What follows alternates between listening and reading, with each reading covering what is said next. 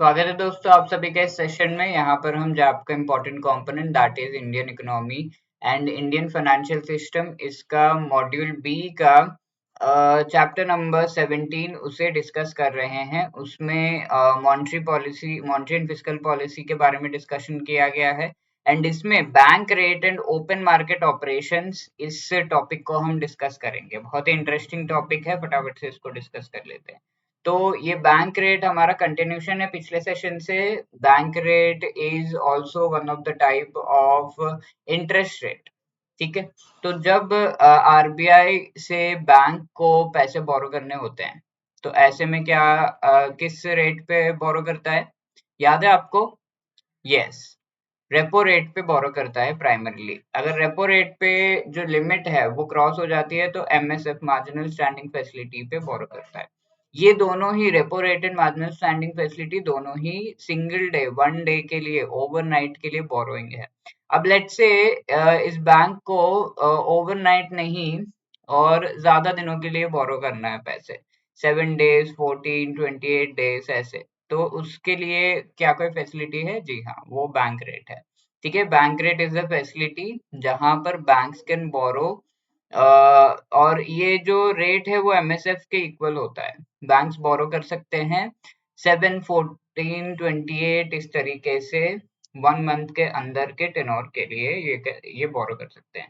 Additional borrowing होता है ये, इस वजह से पीनल रेट है, एमएसएफ भी पीनल रेट है, इसी तरीके से बैंक रेट भी पीनल रेट है। इसे डिस्काउंट रेट कहा जाता है बिकॉज यहाँ पर कोलेटरल बैंक्स को देना पड़ता है और वो बिल्स जो होते हैं, बिल डिस्काउंटिंग किया जाता है एसेंशियली। ठीक है, बिल डिस्काउंटिंग किया जाता है और बिल्स जो होते हैं बैंक के पास किसी तरीके के सेलर वगैरह के बिल्स है तो वो सबमिट कर सकता है बैंक। और कौन बोरो करता है? बैंक्स आरबीआई से बोरो करते हैं। ये रेट हमेशा रेपो रेट से ज्यादा होता है, एमएसएफ के इक्वल होता है। पर्पस क्या है? Long term borrowing.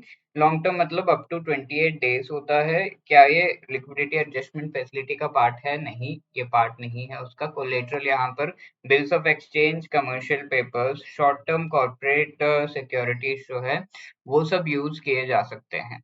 तो इस वजह से इसे डिस्काउंट रेट भी कहा जाता है।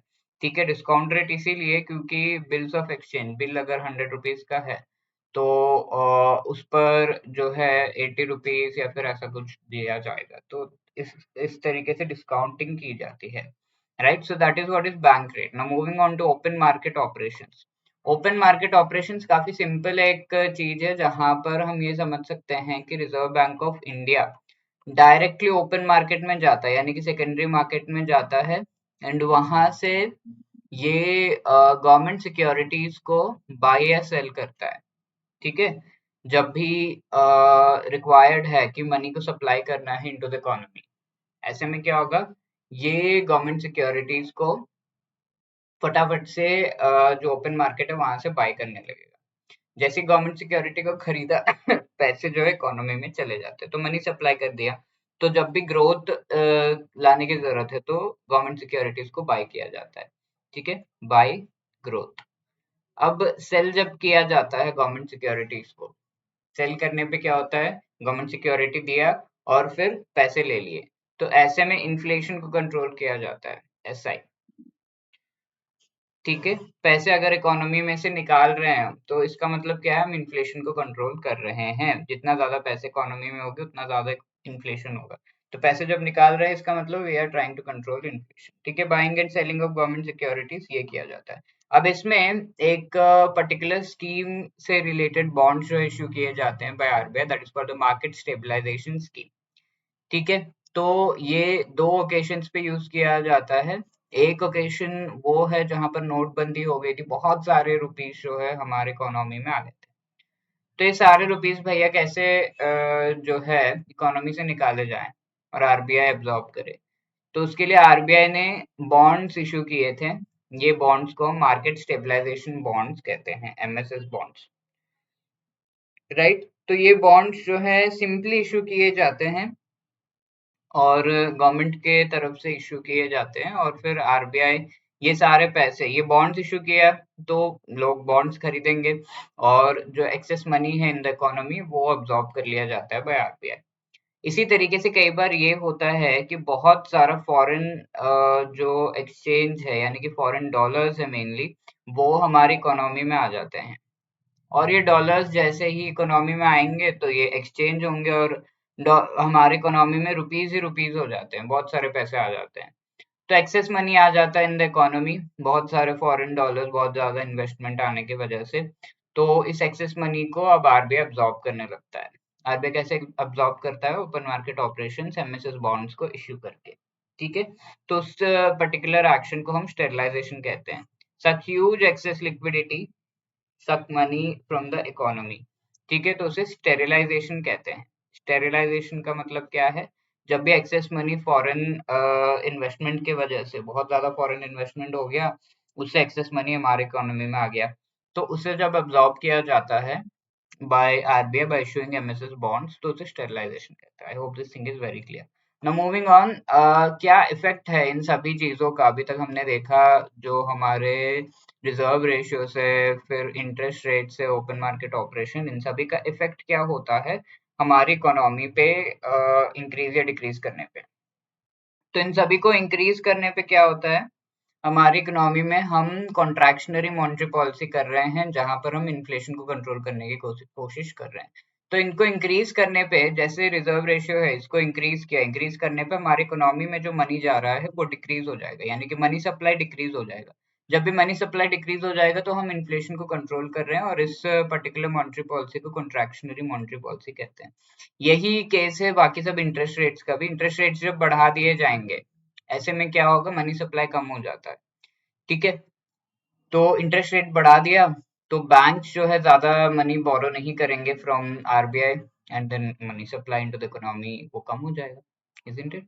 इसी तरीके से जब इन सबको डिक्रीज किया जाता है, फॉर एग्जांपल जो रिजर्व रेशियो से उन्हें डिक्रीज किया गया, डिक्रीज करने पे ज्यादा मनी इकोनॉमी में जाता है, और वो एक्सपेंशनरी मॉनेटरी पॉलिसी या ग्रोथ को जो है प्रोपेल करता है। ठीक है, डिफ्लेशन होता है ऐसे समय में। ठीक, उसको कॉम्बैट किया जाता है। डिफ्लेशन, बहुत ज्यादा प्राइसेस जो है गिर जाते हैं, उसको कॉम्बैट करने के लिए हम रिजर्व रेशियोस हो गए या फिर इंटरेस्ट रेट से उनको डिक्रीज करते हैं। और मैंने आपको पहले ही बताया था, ओपन मार्केट ऑपरेशंस में सेल एंड ग्रोथ। ठीक है, जब भी sell, sorry, buy and growth, sell जब किया जाता है तो इन्फ्लेशन को कंट्रोल करने की कोशिश की जाती है। ठीक है, जब भी सेल करते हैं तो इन्फ्लेशन को कंट्रोल करते हैं। तो RBI sells in government securities, it controls inflation. And जब आरबीआई बाय करता है गवर्नमेंट सिक्योरिटीज को, तो वो ग्रोथ को प्रमोट करता है, एक्सपेंशनरी मॉनेटरी पॉलिसी जो है उसे करता है। I hope these things are very clear. बहुत सारी चीजें हमने एक स्लाइड पे डिस्कस कर ली। Now let us try to answer this question. Which among the following is or are correct with respect to MSF rate? ये ओवरनाइट लैंडिंग MSF रेट के थ्रू होता है। एब्सोल्युटली करेक्ट है ना? ओवरनाइट लैंडिंग, एक दिन के लिए लैंडिंग की जाती है। The loan is given against security within the limits of SLR. SLR के जो गवर्नमेंट सिक्योरिटीज हैं उस लिमिट में लोन दिया जाता है। एब्सोल्युटली, जितने गवर्नमेंट सिक्योरिटीज होंगे उनको यूज कर किया जाता है एमएसएफ में, एंड उसके हिसाब से लोन मिलता है। देन ये एक पीनल रेट है which the commercial banks borrow funds from the RBI. Absolutely एक पीनल रेट है। एक्सेस रेट होता है, रेपो रेट से ज्यादा होता है, तो इस वजह से इसे पीनल रेट कहते हैं। तीनों ही चीजें यहाँ पे सही है, तो the correct answer should be D, 1, 2 and 3। Okay, D is the right answer. Now ये होमवर्क क्वेश्चन है आपके लिए। Which among the following is or are the components of the liquidity adjustment facility?